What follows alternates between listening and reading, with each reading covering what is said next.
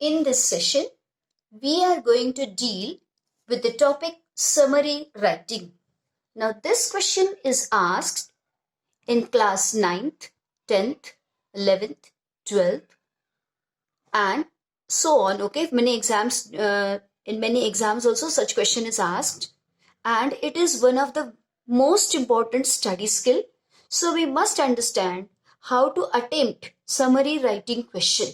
Now, what is summary? Summary, that is a brief account of a main points. Brief यानी थोड़क्यात. Okay, बहुत छोटे में या हम कम इसमें सारी चीजें हम बताते हो. Okay, you tell all the things, whatever important in this passage, what is important you tell in brief. Okay, now while attempting such question, most of the students, what do? They do some patchwork. Okay, they omit or they cancel a few sentences. Okay, they omit altogether a few sentences and they write a few sentences in a copy paste manner, and they think that they have attempted the question and they will get the marks. But that is not the question. You have to be serious about this question, and if you are serious enough, you will be able to attempt this question very easily. Yes. Now, what are the steps? What we need to do? The very first important point is that is to read and reread the passage. Okay, जो भी passage आपको दिया है, whatever passage has been provided you in the examination, you will read it with your mind. See, what do? We read with our eyes. Okay, we just connect all the sounds together and we read, and there is no trace of understanding. But you should read with not only with your eyes, with your mind. That means you should concentrate on understanding, on comprehension. उसे समझने की कोशिश करनी है. And have hard thinking, and at the same time you have to think that what is the core of this passage, or what is the most important idea expressed in this passage, what are the less ideas or what are the supportive ideas in this passage, and what is the irrelative things expressed in the passage. So the first thing you are going to do is reading with complete concentration and complete understanding. If you do not understand a few words, and if you are attending a question paper, doesn't matter. Okay, you take into account the reference. Okay, through reference clues, the concept will be clear, or you will go to the nearby meaning. But concentrate on understanding. At the same time, what you will understand through the passage while reading? What is the theme? What is the gist, or what is the main idea of the passage? Next, what are the supportive ideas to the main idea? That is like a little bit less important ideas. And what is irrelevant ideas? So you're going to classify it. Now the next comes, see, you're going to make it brief, concise, very precise. Okay, so the second thing you're going to do is, while reading, have pencil in your hand and you omit the things which are irrelevant, which are not important at all. Now, what are not important things? Okay, to make it clear, if it is in your mind, some digression. Suppose the writer, while explaining his point, he deviates. Digression means he deviates. He goes away from the main subject. He says something which is very irrelevant, and again he comes to the point. Suppose if I am teaching in the classroom, and while teaching, sometimes I quote some or I tell the students about some my personal experiences. Do you get it? So I get deviated, yes, to the other subject. So digression, such digression is there, such deviation is there, you are going to omit it. If there is a repetition or redundancy, that means unnecessary words are repeated. Suppose if it is said, she is a single unmarried woman. Now, why single and unmarried? It is one and the same. So you can use only one word, single, she is single, or you can use she is unmarried. So like that, if repetitions are there, you can omit that. Examples are given, illustrations are given. Okay, the writer, while explaining his points, he gives many examples. Okay, that you will omit. Elongation, or we can call it as a circumlocutions. Okay, circumlocutions means अगर आपको निवाला ऐसे लेना है, directly you can put it in your mouth. Okay, आप घुमा फिरा कर बात को, and then you do that. Okay, that means you tell so many things, you use so many words to say the simple thing.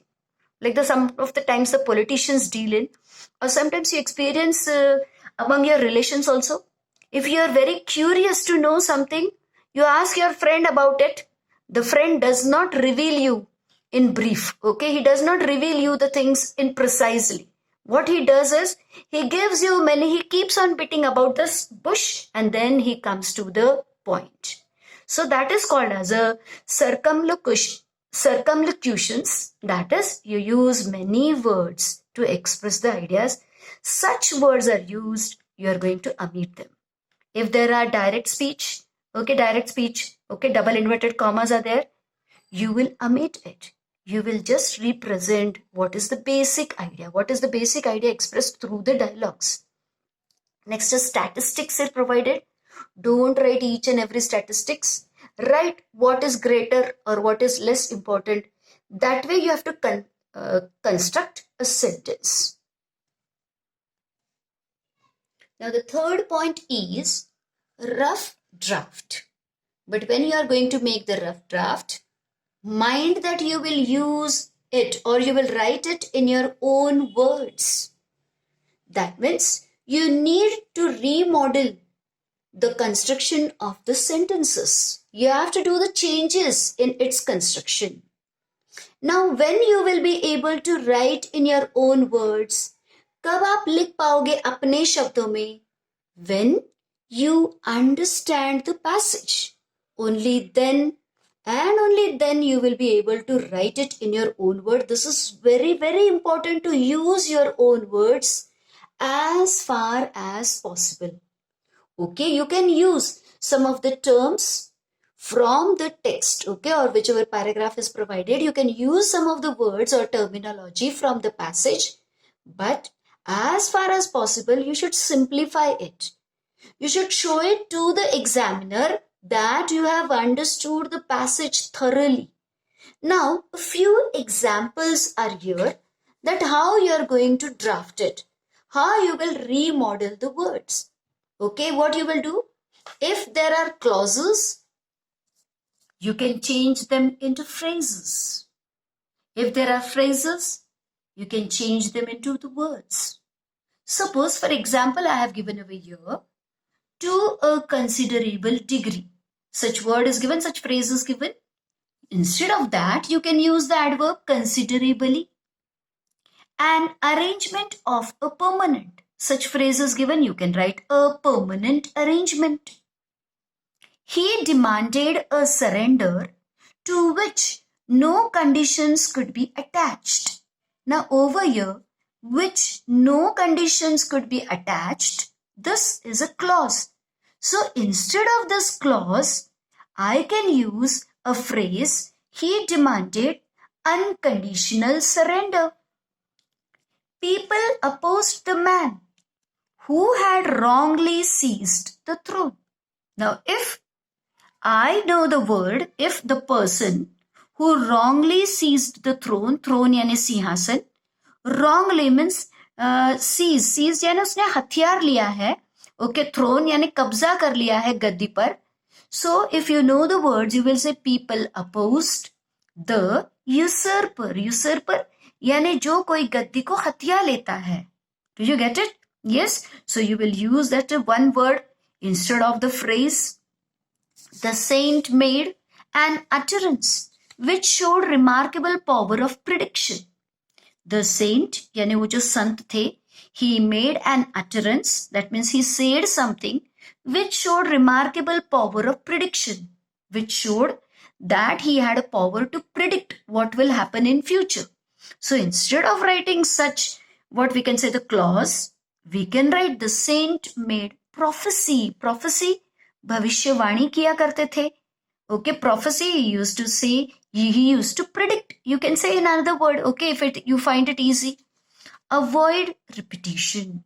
If there is a repetition, avoid that repetition. It was decided to allow only our own college students to participate in the seminar and not to invite any external participants. Now, in this sentence, now only own college students to participate were allowed in the seminar and not to invite any external participants. This is irrelevant. See, it indicates or it conveys us the same meaning. सिर्फ college के बच्चों को allowed था, यानी क्या, what does it mean? That the outsiders were not allowed. So you can cancel those sentences. The patient kept tossing in the bed throughout the night and got some sleep only after the daybreak. Now in this sentence, and he got, okay, some sleep only after the daybreak. This is an unnecessary repetition. What is the main point? The patient kept tossing in the bed throughout the night. Or in a simpler words, we can say the patient could not sleep at night. Now linking sentence, you should be able to link the sentences together. This skill, you should know. There were many fishermen's cottages. They extended along the harbor wall.